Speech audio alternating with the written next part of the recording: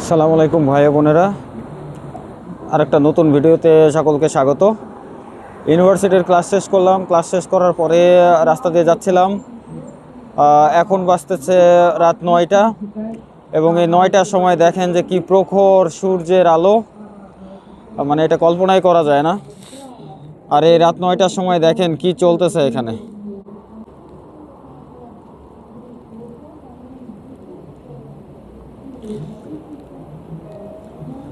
এটা হলো গির্জা, খ্রিস্টানদের গির্জা।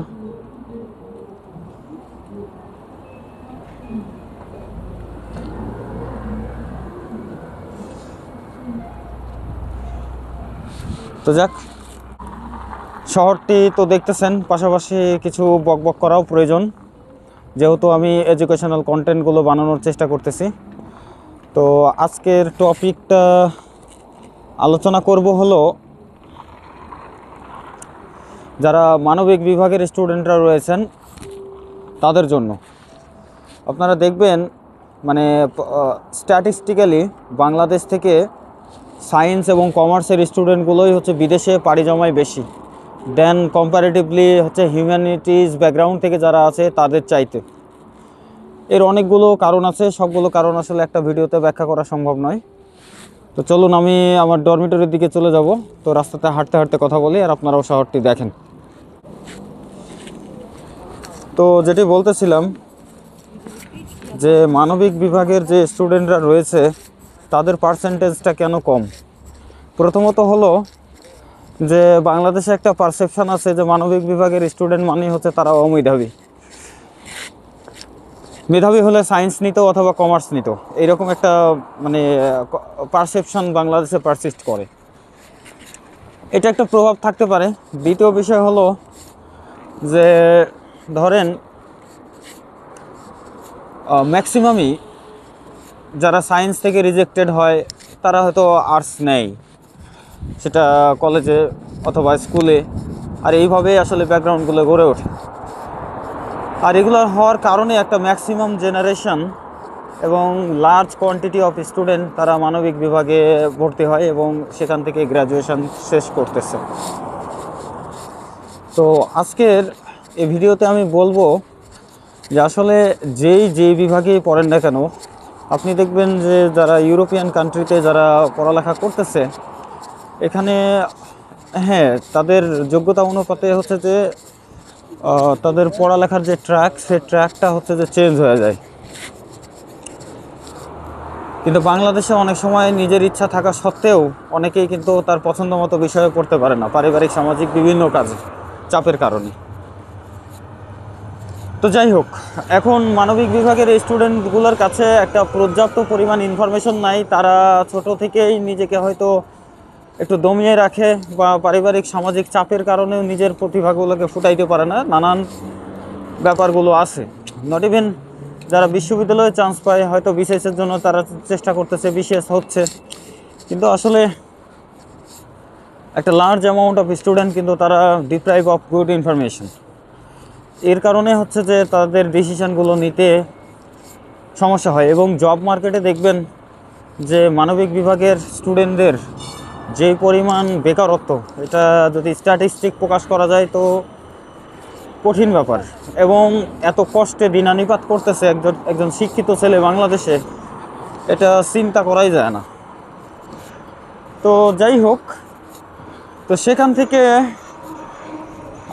যেমন আমি মানবিক বিভাগের ব্যাকগ্রাউন্ড এবং মানবিক বিভাগ ব্যাকগ্রাউন্ড থেকে আমার অনার্স মাস্টার সব কিছুই আমি কমপ্লিট করছি ইউনিভার্সিটি অফ রাজশাহী থেকে। তারপরে আমিও দেখেছি যে আমার জীবনেও অনেক হচ্ছে যে ইনফরমেশন গ্যাপ ছিল। আর ইনফরমেশন গ্যাপগুলো থাকার কারণেই আসলে হচ্ছে জীবনে অনেক ভালো সিদ্ধান্ত নিতে পারি নাই।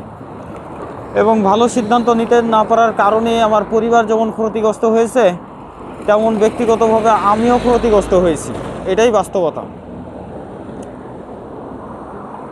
যাই হোক, এখন আমাদের পড়ালেখার পেছনে হয়তো অনেক নীতিবাক্য থাকতে পারে যে জ্ঞান অর্জনের জন্য হয়তো অনেকে পড়ালেখা করে, কিন্তু আলটিমেটলি জ্ঞান নয়, টাকা পয়সাও দরকার আছে।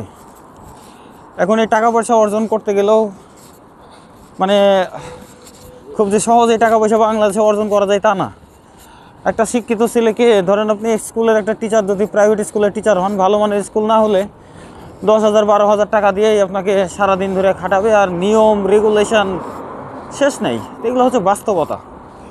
তো সেই বাস্তবতার জায়গা থেকে বলি যে শিক্ষিত যারা জেনারেশন আছেন, বেসিক্যালি যারা হিউম্যানিটি ব্যাকগ্রাউন্ডের, ভয় পাওয়ার কিছু নাই, সাহস করতে হবে। সাহস করলেই রিজিকের ব্যবস্থা আল্লাহ করে দিবে।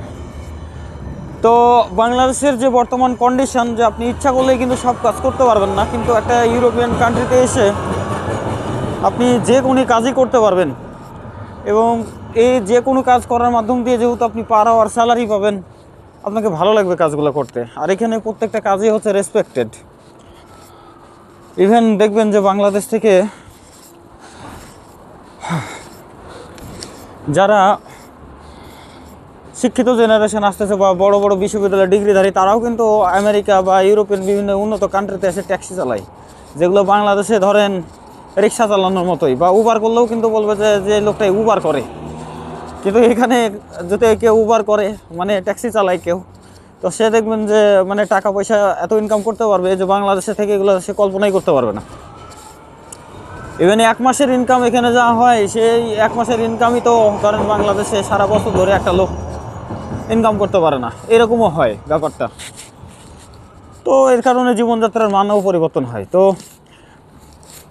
উচ্চশিক্ষাকে একটা জীবনের গেটওয়ে হিসেবে ধরা উচিত সবার। তো মানবিক বিভাগের যারা স্টুডেন্টরা আছেন, আপনারা ভয় না পেয়ে সাহস করেন। ইংলিশ প্রফিসিয়েন্সি নাই, সমস্যা নাই, আমার সাথে যোগাযোগ করতে হবে তা না, হয়তো অনেকে এই বিষয়গুলো নিয়ে কাজ করতেছে, তাদের সাথেও যোগাযোগ করতে পারেন। তবে চেষ্টা করেন যে দেশ থেকে মাইগ্রেট করেন, বিদেশে আসেন, 5-10 বছর একটা প্ল্যানিং মাফিক কাজ করেন, কিছু ইনকাম করেন। যদি মনে করেন যে দেশ ভালো লাগতেছে না, চলে যান টাকা পয়সা নিয়ে। এখানে আপনি 10 বছর যদি কাজ করেন, 10 বছরে যে টাকাটা ইনকাম করবেন, আপনি সারা জীবনে বাংলাদেশে সেগুলো ইনকাম করতে পারবেন না। ফর এক্সাম্পল বলি, বাংলাদেশে একটা যৌতুক প্রথা চালু আছে। অনেকে কি করে, বিয়ে শাদী দিয়ে বলে যে এই ছেলেটাকে যদি 2-4 লাখ টাকা দেওয়া যায় তাহলে এই জীবনে কিছু করে খাইতে পারবে। এটা বাস্তবতা, পারেও 2-4 লাখ টাকা দিয়ে হয়তো অনেকে করে খাচ্ছে। তো আপনি যদি একটা ডিসেন্ট লাইফ ডিজার্ভ করেন, যে না আমার একটা ডিসেন্ট লাইফ দরকার আছে, তো আসেন, আসার পরে কাজ করেন, 5-10 বছর একটা প্ল্যানিং মাফিক কাজ করেন। হয়তো যদি 60-70 লাখ টাকা নিয়ে যদি আপনি বাংলাদেশে ফেরত দিতে পারেন বাংলাদেশি টাকায়, তা আমার মনে হয় যে আপনি একটা ভালো কিছু শুরু করতে পারবেন। হ্যাঁ, কিন্তু বাংলাদেশ থেকে আপনি 10 বছরের মধ্যে 70 লাখ টাকা গুছাইবেন কি করে? এটা তো অসম্ভব ব্যাপার। এটা বাংলাদেশের একটা বাস্তবতা। তো উচ্চশিক্ষাকে একটা গেটওয়ে করেন। আমি আমার কনসালটেন্সির মাধ্যম দিয়ে হেল্প করার চেষ্টা করতেছি। আপনার যেমনই নলেজ থাকুক, যেমনই বেসিক থাকুক, আমি আপনার এই গেটওয়েটাকে সহজ করার জন্য চেষ্টা করতেছি। তো আমার সাথে যোগাযোগ করতে পারেন। আমি চেষ্টা করব যে আপনাদের লাইফে যেন কিছুটা পরিবর্তন আসে। তো যাই হোক, অনেক কথা বললাম। ভালো থাকবেন সবাই, সুস্থ থাকবেন। আল্লাহ হাফেজ।